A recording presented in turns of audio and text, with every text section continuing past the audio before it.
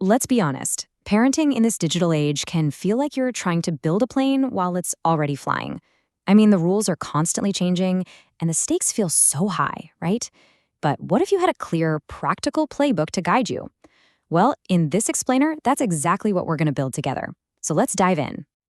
So let's kick things off with a scene that might feel, well, a little too familiar. I'm talking about those moments where the whole family is in the same room, but you're all a million miles apart. You know the feeling. The dinner table. It's supposed to be about connection, but instead, it's just quiet. Except for the glow of those little screens. You look around, and everyone's lost in their own digital world. It's this quiet frustration, right? A feeling almost every parent out there gets. But here's the good news. It doesn't have to be this way. This explainer is all about giving you a practical playbook so you can move from feeling anxious about technology to feeling totally empowered to lead your family right through it. Okay, so first things first, we've got to understand the landscape. And look, the goal here isn't to scare you. Not at all. It's about getting a really clear picture of what we're up against. Think of it as understanding the digital battlefield. So what are the big challenges? Well, there's screen addiction, where the digital world just becomes way more interesting than the real one. Then you've got the constant worry about online safety and, of course, cyberbullying, which can follow our kids home right in their pockets. And underneath all of that, we're seeing the effects on their attention spans and that relentless, soul-crushing pressure from social media. Each one is a handful on its own, but they're all tangled together. Now this one is fascinating because it shows a huge gap. As parents, our minds immediately go to the big, scary external threats, the predators, the bullies. But our kids, their worries are totally different. They're internal, they're social, they're terrified of being left out, that FOMO is real. They're stressed about keeping up appearances and crafting this perfect online version of themselves.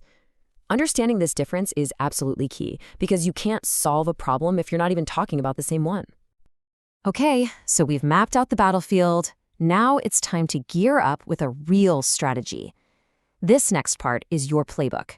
5 core principles that are going to help you build a much healthier, happier digital culture right in your own home.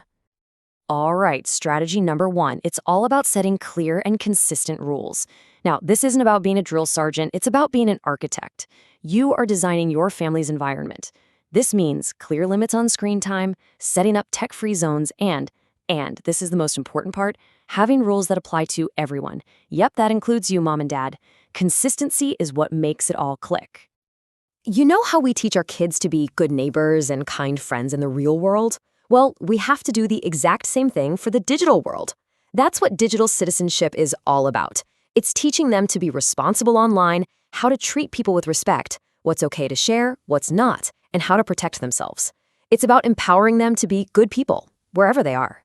Let me be clear, technology isn't the bad guy here. Imbalance is.